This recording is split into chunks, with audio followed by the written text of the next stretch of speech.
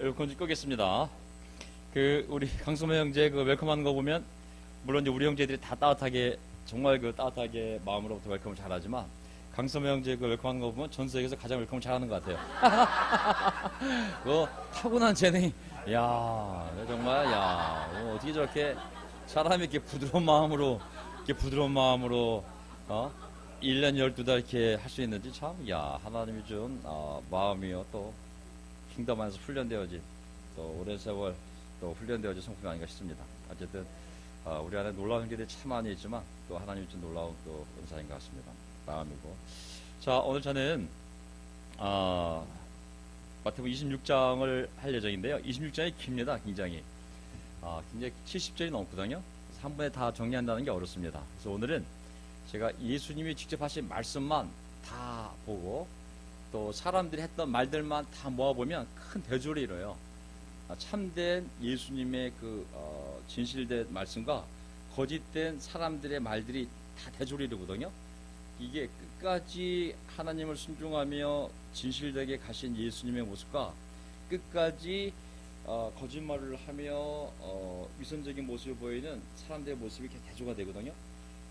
이걸 함께 보면서 대화만 놓고 먼저 쭉 예수님이 하셨던 말씀만 다 보고 그 다음에 쭉 사람들이 제자를 포함해서 예수님을 죽이려 했던 사람들의 대화만 다 모아서 함께 보면서 전체인 걸 이해하고 나서 다음 시간에 한번 전체적인 또 해석을 해보도록 하겠습니다.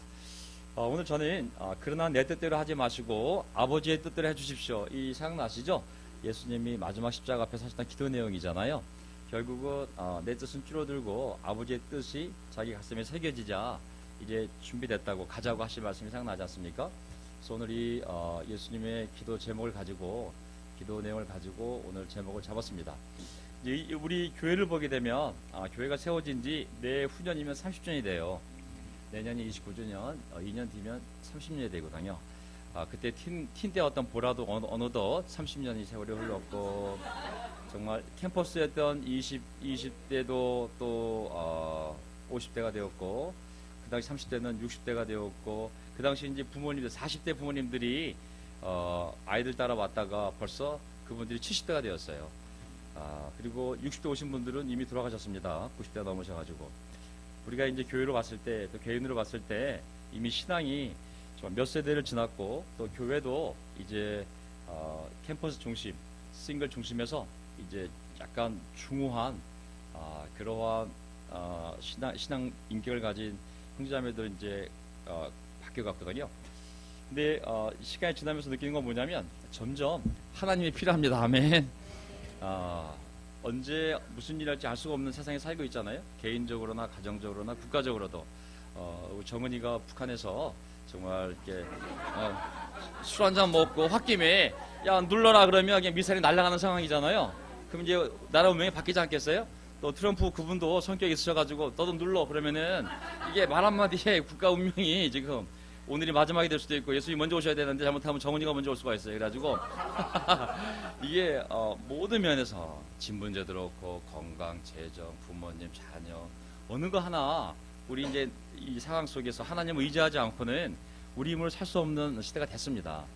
이제는 우리의 생각과 정신과 눈을 예수님께 고정시키고 날마다 말씀을 읽고 기도하고 그분이 언제 올지 모르겠지만 아까 얘기했던 것처럼 서로 사랑하며 서로 격려하며 사는 거 외에는 다른 거 할 게 아무것도 없어요. 사실은 오늘 누구지 독생자 예수 부활하셨네 그 살아계신 줄 아실 때 막 이러잖아요. 이제 성령이 오시다가 생각이 들었어요. 그분이 오셨구나. 근데 그렇게 날마다 살아난다는 생각이 들었어요.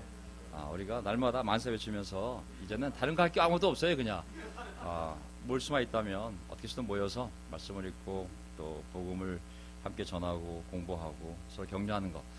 자, 그럼 점점 이제 우리의 생각이 내 뜻대로 하지 마시고 아버지 뜻대로 되기를 바란다는 마음으로 하루하루를 사는 것이 우리가 가야 할 길이라는 생각이 들었습니다. 이제 보세요.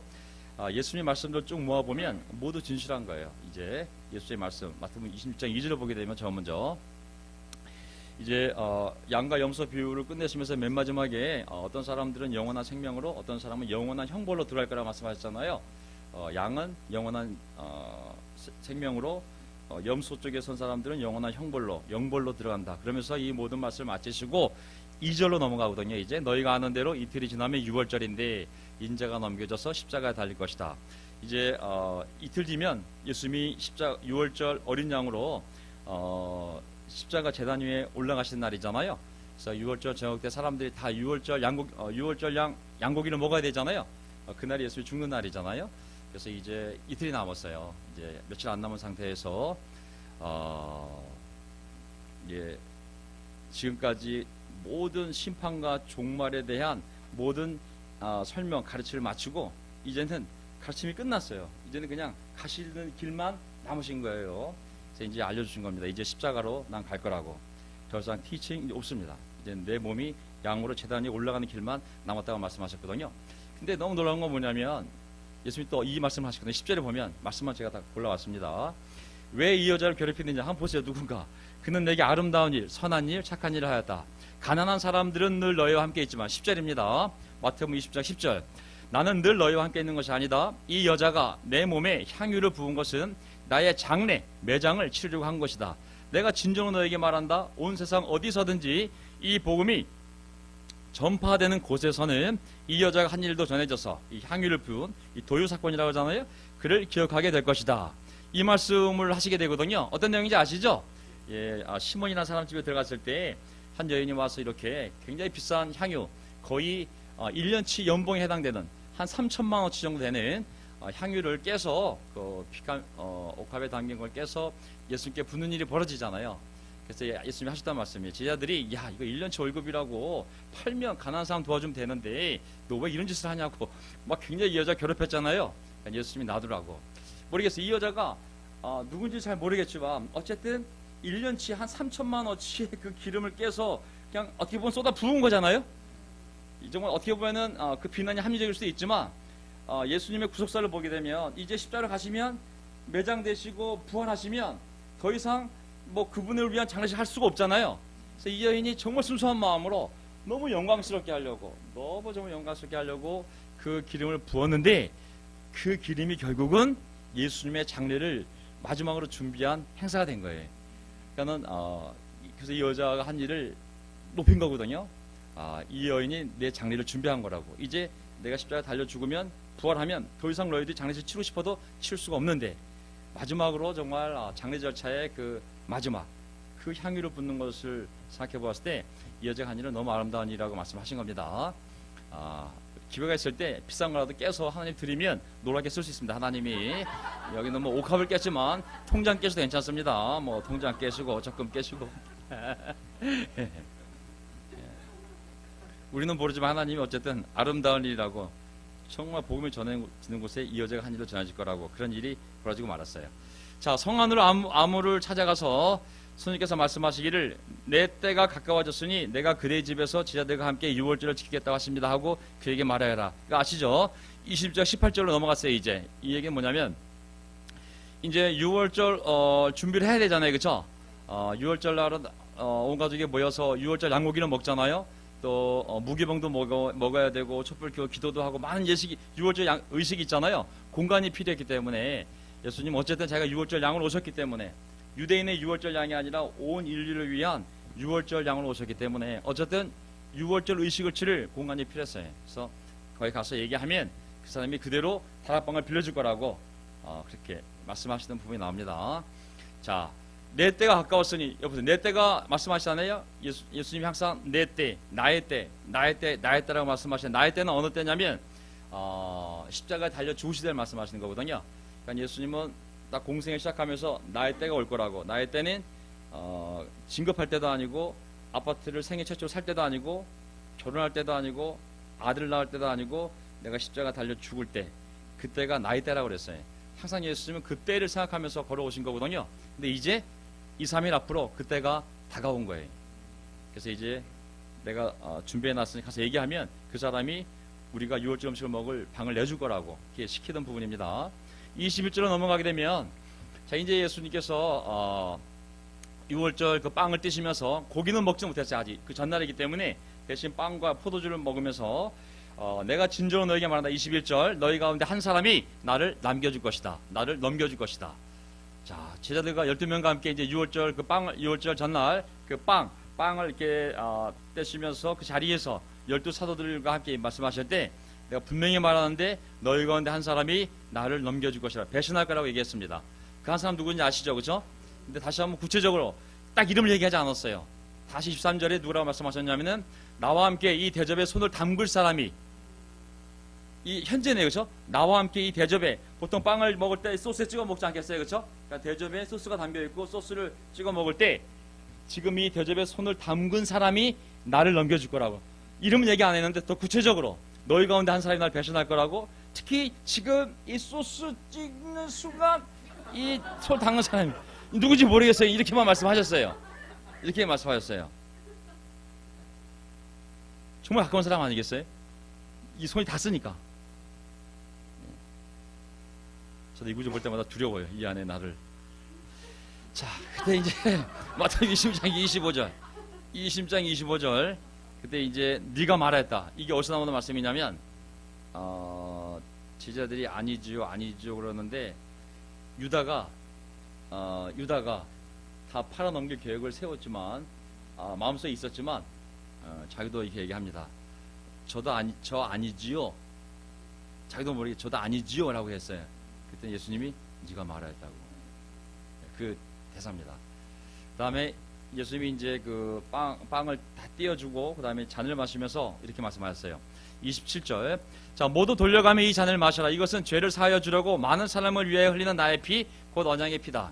내가 너에게 말한다. 이제부터 내가 나의 아버지의 나라에서 너희와 함께 새 것을 마실 그날까지 나는 포도나무 열매로 빚은 것을 절대로 마시지 않을 것이다. 자, 이 말씀을 보게 되면 이제 예수님이 죽음을 앞두고, 죽음은 피잖아요. 그렇죠? 근데 피의 의미가 있다고. 내가 왜 죽냐면 목적이 분명하지 않습니까? 뭘 하려고? 많은 사람을 위하여 죄를 사하여 주려고. 그러니까 많은 사람의 죄를 사하여 주려고 죽으시는 거잖아요. 그렇죠? 목적이 분명하잖아요. 교회를 세운 목적도 분명하지 않습니까? 많은 사람의 죄를 용서받게 하기 위한 것이 바로 교회지 않습니까? 그래서 이 대접에 맞섰기 때문에 예수님 먼저 이 대접의 잔을 따르고 돌려가면 이 잔을 마시라 했어요. 전부 다 한 잔 마시라고. 근데 이 포도주, 이 포도즙인지 모르겠지만 어쨌든 이 잔에 담긴 이 포도주는 피라고, 내 피라고. 목적은 많은 사람, 모든 사람이죠. 모든 사람의 죄를 용서받게 하려고 내가 흘리는 나의 피라고. 그리고 이건 약속이라고, 언약의 피다. 내가 너에게 말한다. 이제 내가 나의 아버지 나라에서 너희와 함께 새 것을 마실 때, 이거는 천국을 얘기하지 않습니까? 천국? 내가 천국에서 너희를 다시 만난 그날까지, 천국에서 다시 너희를 만날까지 난 다시는 포도나무 열매를 맺은 뭐 절대로 마시지 않을 것이다 라고 말씀하셨어요.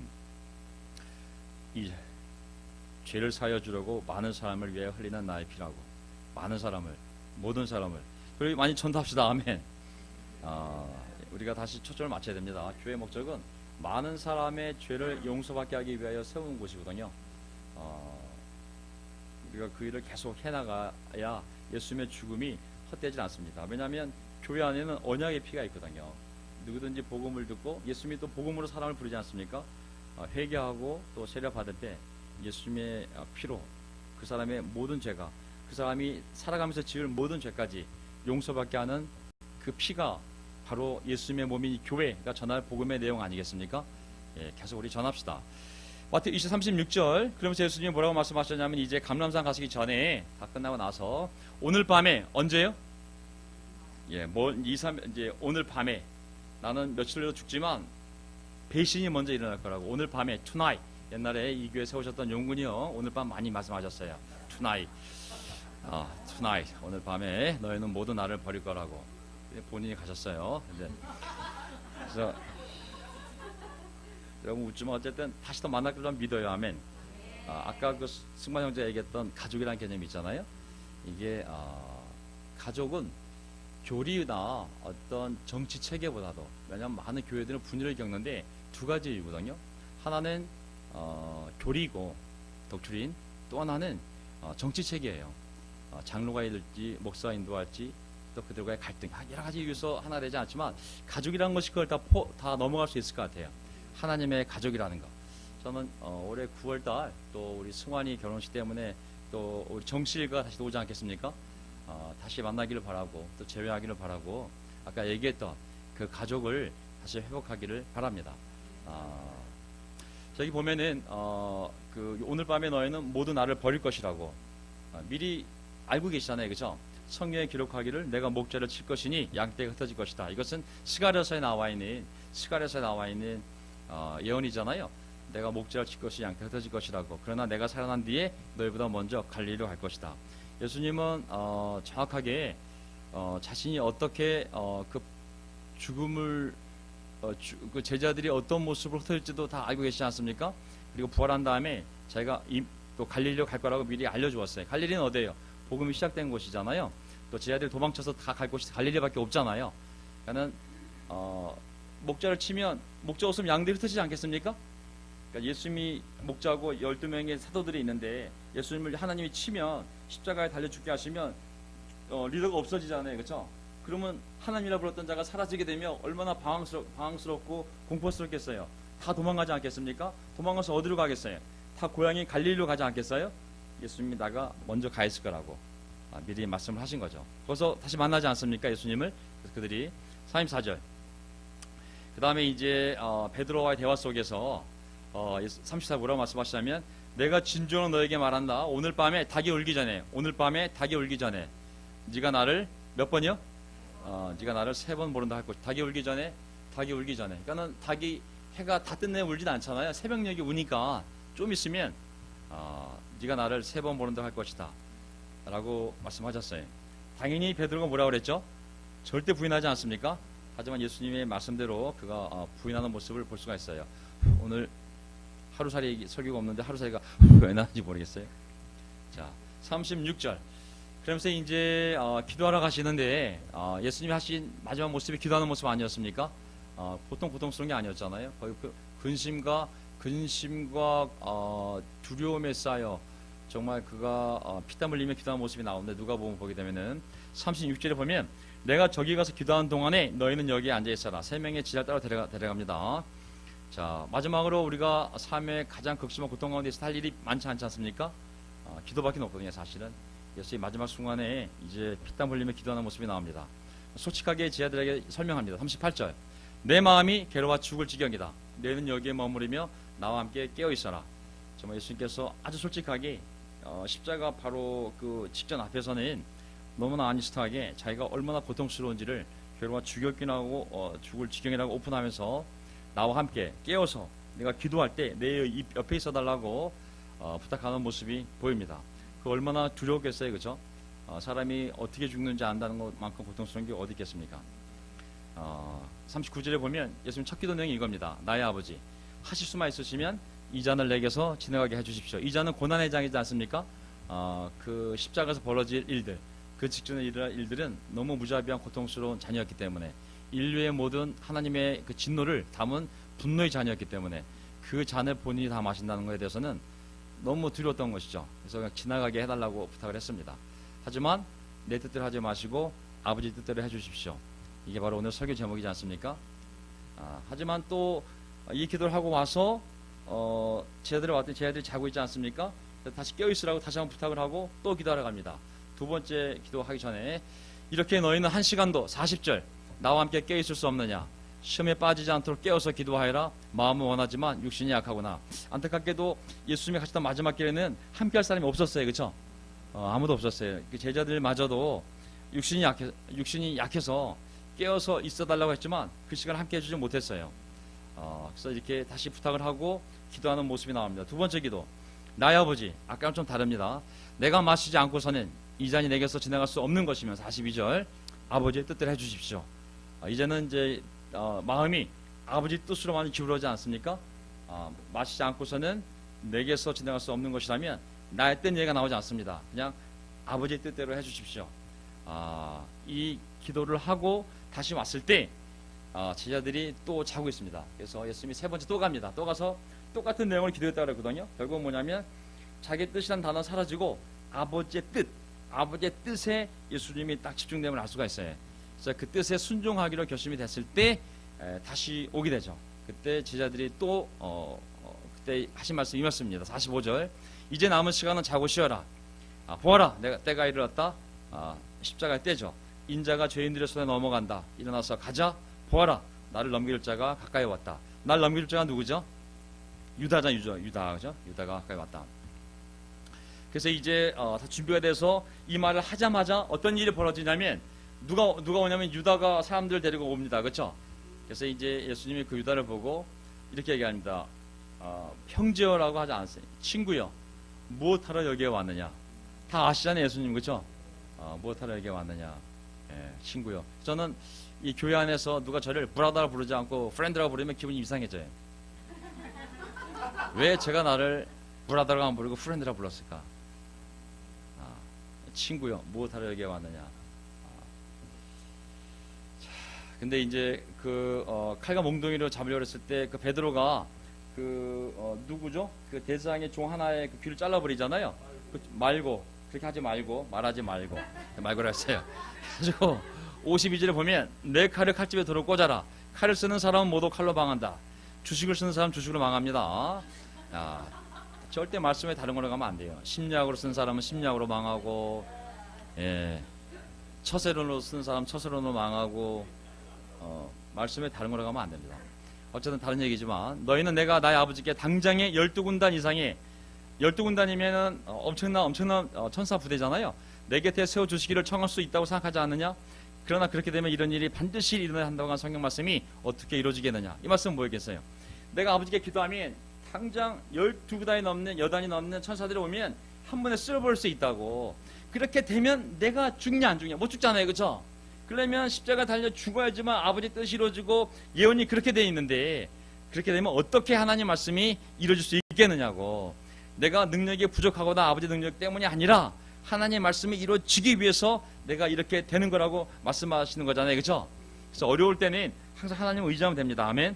왜냐하면 결국 누구의 뜻대로 됩니까? 예, 시간을 들이면 하나님이 다 자기 뜻대로 인도하십니다. 아멘. 사람의 거절, 고집, 교만, 반대, 실수 그 모든 것에도 불구하고 결국은 중요한 사건들은 누구의 뜻대로 됩니까? 반드시 하나님의 뜻대로 되게 되거든요. 하나님의 주권, 하나님의 뜻이 우리의 가정과 우리의 인생을 뚫고 지나가는 것이지 우리의 실수, 우리의 결정 이런 것들이 주가 될 수 없거든요. 사실은 어떤 것들이 뭐 우리의 실수와 죄로 인해서 뭐 연기되는 것 같이 보이지만 결국은 하나님의 뜻이 이루어지는 거거든요. 그 사람 인생, 그 가정, 그 나라. 그래서 우리는 계속 우리의 삶을 하나님의 뜻에 순종하는 것에 맞춰 놓으면 나머지는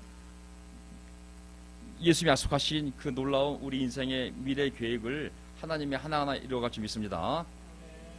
근데 안타깝게도 그들이 어떻게 왔냐면 55절에 보면 너희는 강도에게 하듯이 칼과 몽둥이를 들고 나를 잡으러 왔느냐. 안타깝게도 칼과 몽둥이를 들고 왔어요. 그렇죠? 내가 날마다 성전에 앉아서 가르치고 있었건만 너희는 내게 손을 대지 않았다. 그러나 이 모든 일을 이렇게 하신 것은 예언자들의 글을 이루어 하신 것이다. 너무 놀랍지 않아요?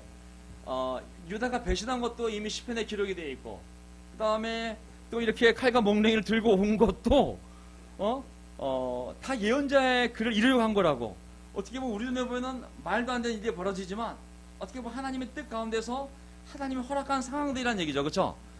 이거 다 예언자들의 글을 이루려고 너희가 칼과 몽둥이를 들고 온 거라고. 너희들이 계획 세운 것 같지만 다 하나님 손바닥 아래서 하나님의 뜻을 이루기 위하여 아들이 십자가에 달려 죽기 위하여 예언되어진 그대로 시나리오 그대로 유다가 사용되어지고 너희들이 사용되어지고 대제사장들이 사용되어진 것이지 너희들이 이것을 다 만드는 것이 아니라고.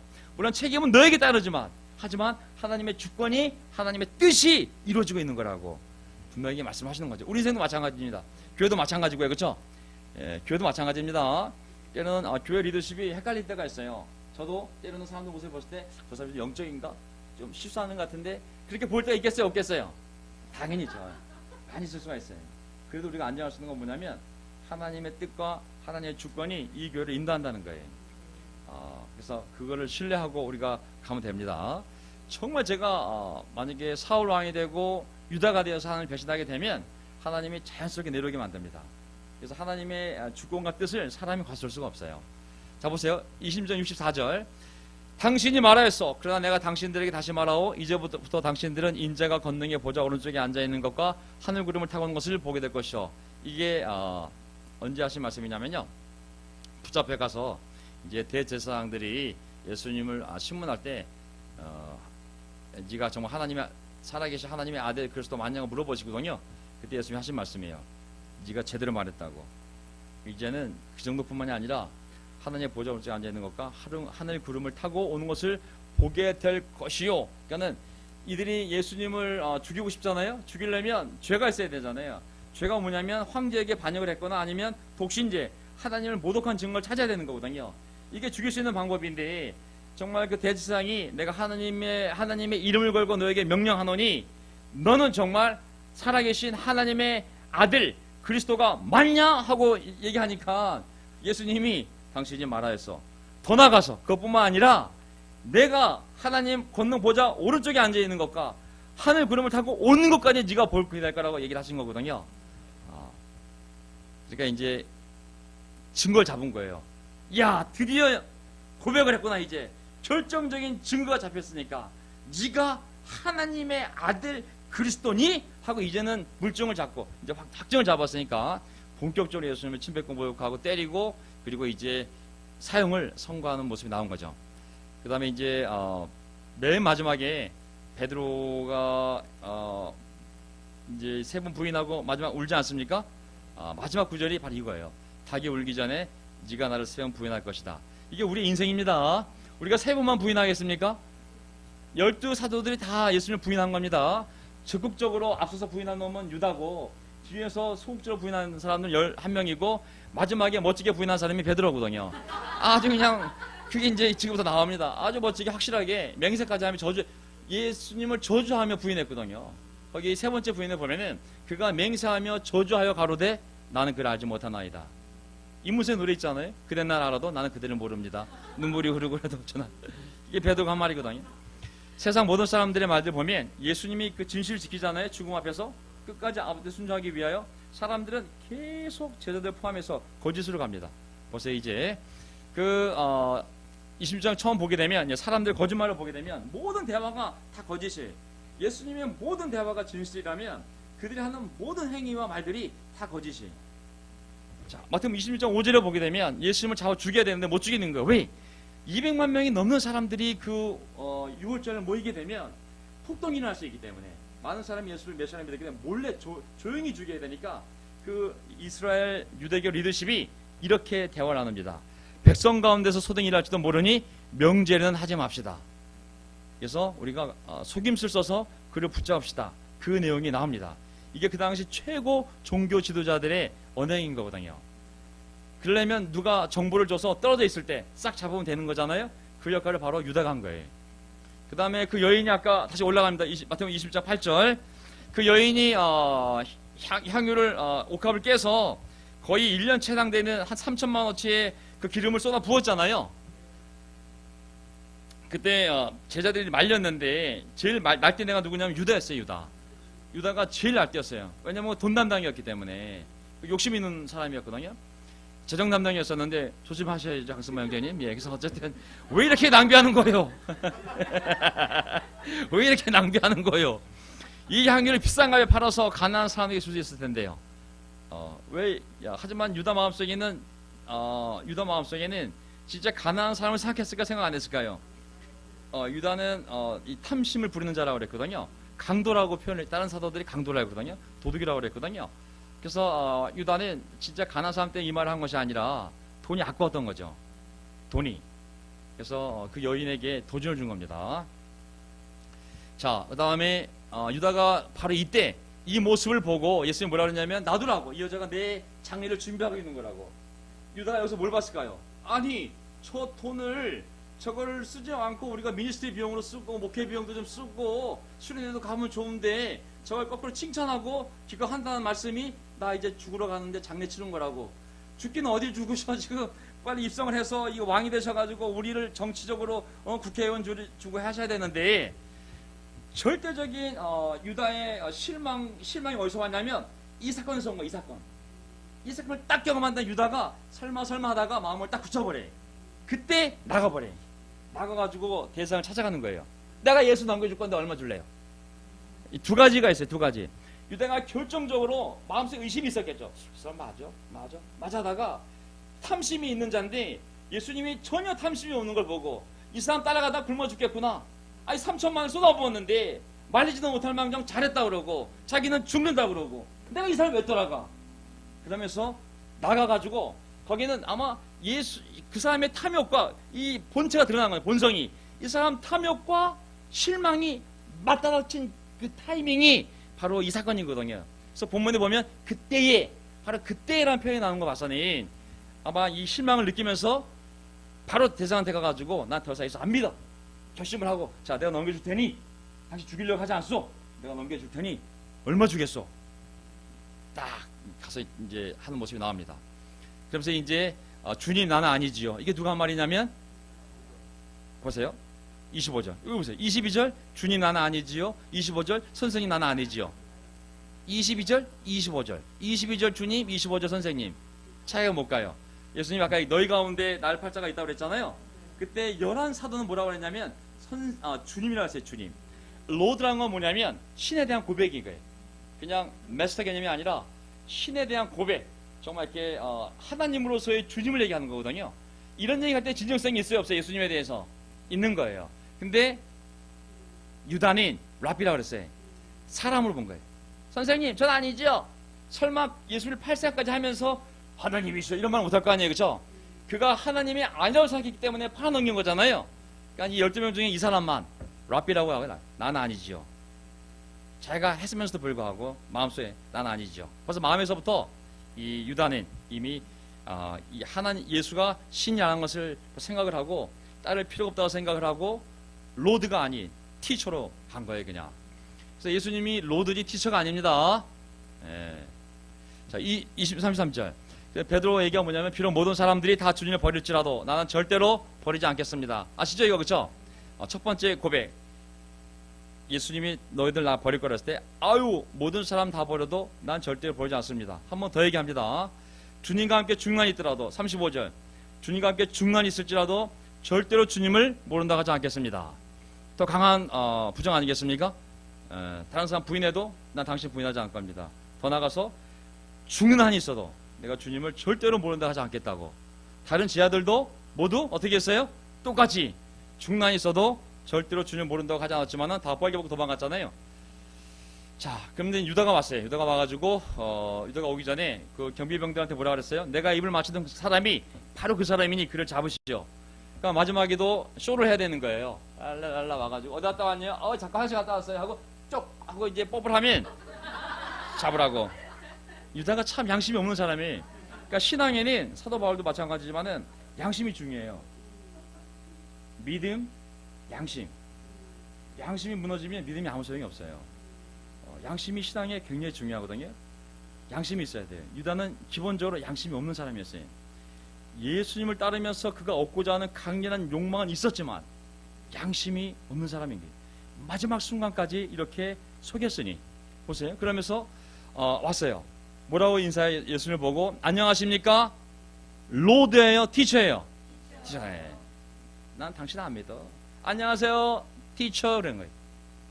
지금까지는 로드라 불렀다가 주님을 불렀다 이제 랍비요 딱 사인을 주니까 바로 예수님 붙잡혀 간 겁니다. 그렇죠?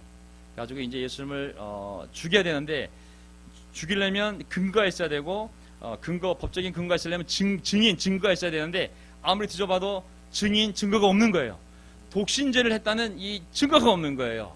황제한테 넘겨주려도 황제를 거역했다는 증거도 없고 하늘을 모독했다 증거가 없으니까 계속 거짓 증인들이 와서 거짓 증언을 하는데 말이 맞지 않는 거예요. 유대인들 2-3명 이상의 증인이 있어야 되잖아요. 서로 말이 안 맞으니까 이걸 어떻게 죽이고 싶어도 죽일 수 있는 말이 안 나오는 거예요. 어떤 2명이 와가지고 뭐라 그랬어요? 61절 이 사람이 하나님의 성전을 허물고 사흘 만에 세울 수 있다고 하였습니다. 딱 이 말 한 거예요. 예수 이 말 하신 적이 있었거든요. 왜냐하면 하나님의 성전이 자기 몸이었기 때문에 너희가 나 죽여도 나는 사흘 만에 부활할 거라고 자기 자신을 얘기한 건데 그렇죠? 그래가지고 대제사장이 이 사람들이 그들에게 불리하게 증언하는데 아무 답변도 하지 않소 하고 예수께 얘기하니까 답변 안 하면 인정하는 거고 인정하면 죽임을 당하는 거잖아요. 하나님 성전을 부신다고 그랬으니까 거짓말한 거잖아요. 20절 63절 보세요. 자, 내가 살아계신 하나님을 걸고 그들에게 명령하니 대제사장이 예수께 말씀하신 거예요. 우리에게 말해주시오. 그대가 하나님의 아들 그리스도요? 대제사장이 이렇게 얘기했어요. 너 정말 하나님의 아들 그리스도 맞냐고. 맞는 거잖아요.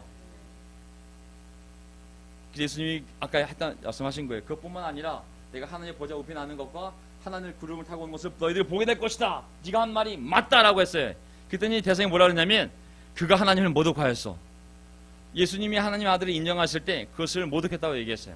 이제 우리에게 이 이상 증인이 무슨 필요가 있겠어? 보시오. 여러분은 방금 하나님을 모독하는 말을 들었어. 예수님이 내가 하나님의 살아계신 하나님의 아들이고 메시아라고 증언하자마자 그것을 하나님을 모독하는 말이라고 그랬어요. 이렇게 이스라엘 민족이 이렇게 고집이 세고 교만하기 때문에 그 민족이 멸망을 당한 겁니다. 왜 하나님의 아들이 하나님의 아들이라는데도 하나님을 모독했다고 그랬으니 그 죄가 얼마나 크겠어요. 그렇죠? 그는 사형을 받아야 합니다. 66절. 그가 사형을 받아야 됩니까? 환영을 받아야 됩니까? 영접을 받아야 되잖아요. 하지만 유대교 종교 리더십은 뭐라 그랬어요? 그는 사형을 받아야 한다고 그랬거든요. 그러니 그 민족이 얼마나 멀리 간 민족이에요. 그렇죠? 저는 성경 공부할 때 이 시대가 이렇게 악하고 빨리 구원의 시대에 빨리 구원을 받아야 되는데 사람들이 참 이 성경 공부하는 사람도 부족하고 성경 공부할 때 또 급한 마음도 있어야 되거든요. 하지만 또 급한 마음도 있어야 되지만 또 우리의 가족이 돼야 되잖아요. 하나님의 가족이 돼야 되기 때문에 충동적인 그 의지를 가지고 세례받는 것도 위험하잖아요. 또 마음속에 대가 계산을 해야 되고 그러니까 확신과 시간이 함께 필요하기 때문에 참 구원이 어렵지는 않지만 어쨌든 급한 마음으로 뭔가 최선을 다해서 세례받는 건 맞다고 생각이 듭니다. 자, 68절. 그리스도야 너를 때리는 사람이 누구인지 알아맞혀 보아라. 이제 사형이 확정되니까 경비병들이 예수를 때리지 않습니까? 어이구 네가 그리스도야? 네가 메시아야? 네가 하나님의 아들이야? 한번 내가 때려볼 테니까 내가 누군지 한번 알아맞혀봐. 네가 하나님의 아들이면 눈 감고 다 알아야 되잖아. 막 때리기 시작합니다. 침 뱉고 조롱하고 주먹으로 마구 치는 모습이 나오게 됩니다. 그 다음에 베드로의 마지막 이제 고백인 거죠. 베드로가 도망갔지만 나머지 제자들은 혼입을 두르고 뻘겨고 다 도망갔잖아요. 11명이 다 도망갑니다. 근데 베드로가 나중에 돌아와서 그 대제사장 집에 신문당하는 그 집에 들어와서 뜰 안에 서 있잖아요. 그쵸? 여종이 봤어요? 안 봤어요? 햇불이가 봤잖아요. 그때 여종이 뭐라 그랬냐면 여종 1, 여종 2가 있는데 여종 1이 먼저 물어봤어요. 당신도 저 갈릴리 사람 예수와 함께 다닌 사람이네요. 그랬을 때 베드로가 뭐라 그랬냐면 네, 저는 죽나 있더라도 끝까지 예수를 모른다 하지 않겠습니다. 하지 않은 것이 아니라 나는 지금 무슨 말인지 모르겠다고 그랬어요. 좀 있다가 여종 2 또 왔어요. 이 사람은 나사렛 예수와 함께 다니던 사람입니다. 이제 베드로가 또 그랬습니다. 나는 그 사람을 알지 못하오. 이때는 화를 냈어요. 세 번째, 또 주변에 있던 사람들이 베드로 얼굴을 알아보고 말투. 베드로가 말하는 순간 말투가 나올 거 아니에요. 우리나라 도마다 말투가 다르잖아요. 그러니까 충청도면 이랬을까? 난 몰라요. 그 사람들이 이거 충청도 맛인데 이거 예수 충청도 사람 맞는데 갈릴리 사람이 사투리가 심하다 그랬거든요. 예루살렘이 서울이니까 저 부족 갈릴리니까 말투가 평양 말투가 안 나오겠어요? 그러니까는 몰라요. 그 소리 두 번이나 듣니까 이거 갈릴리 사람 말투인데 당신은 틀림없이 그들과 한패요. 당신의 말씨를 보니 말투를 보니 당신이 누군지 분명히 드러나오. 그때 14절 나는 그 사람을 알지 못하오. 그가 맹세하며 저주하며 말했다 그랬거든요. 이렇게 완벽하게 세번했을 때 닭이 울게 됩니다. 어떻게 했을까요? 베드로가 뛰쳐나가 심히 울었더라. 그때 제자들은 모두 예수를 버리고 달아났다.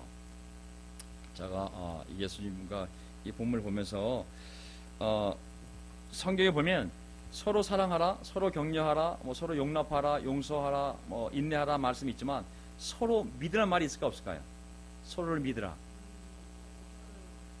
성경에 서로를 신뢰하라 라는 말이 있을까 없을까요? 믿음의 대상은 하나님이지 사람이 아니잖아요. 서로를 불쌍히 여기라고 그러잖아요. 그치? 우리 신앙의 대상은 결코 사람이 되면 안 돼요.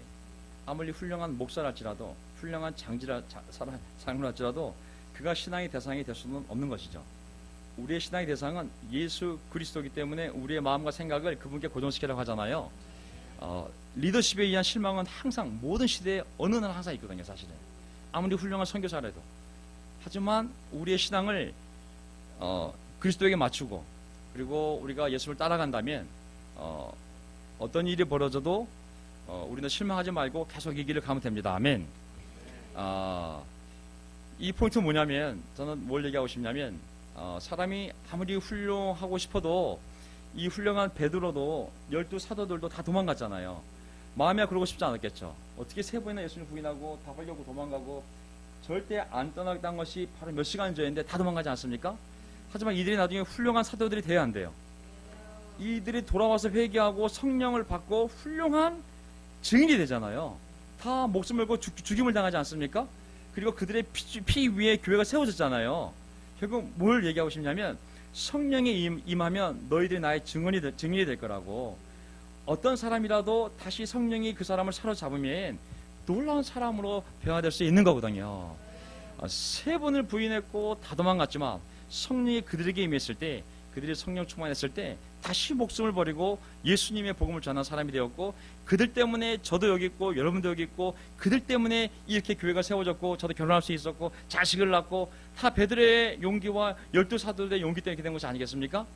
저는 우리 인생에 허락되어진 모든 하나님에 대한 부인, 예수님에 대한 부인, 어떤 실수, 어떤 죄인지는 모르겠지만 어쨌든 다시 돌아와 회개하고 예수님의 영예에서 충만되었을 때 하나님이 우리를 얼마나 놀라게 사용할지는 아무도 모르는 거죠. 정말 놀랍게 하나님이 우리를 사용할 수 있거든요. 비록 예수님을 정면에서 저주까지 하며 맹세까지 하며 세 번을 부인했다 할지라도, 아니면 3년이 아니라 30년을 예수님을 부인했다 할지라도, 만약에 유다가 그렇게 예수님을 팔아넘길 마음이 있었지만 마지막 순간에 예수님이 그렇게 몇 번의 기회를 줬잖아요. 너희 가운데 나 팔자가 있다고 알고 있는 거잖아요. 유다가 회개했더라면 알고 계시네. 나랑 찍는 사람이 날 팔 거라고. 난 내 손인데 알았더라면. 예수님이 자기가 팔려고 해서 딱 봤을 때 어이 친구여 어쩐 일로 왔는가 했을 때 나 친구로 부르시네. 여러 번 회개할 기회가 있었지만 그는 회개를 하지 않았거든요. 차라리 태어나지 않았으면 더 좋았을 뻔한 삶이라고 예수님 말씀하셨거든요. 하지만 우리는 그런 자가 아니죠. 그렇죠?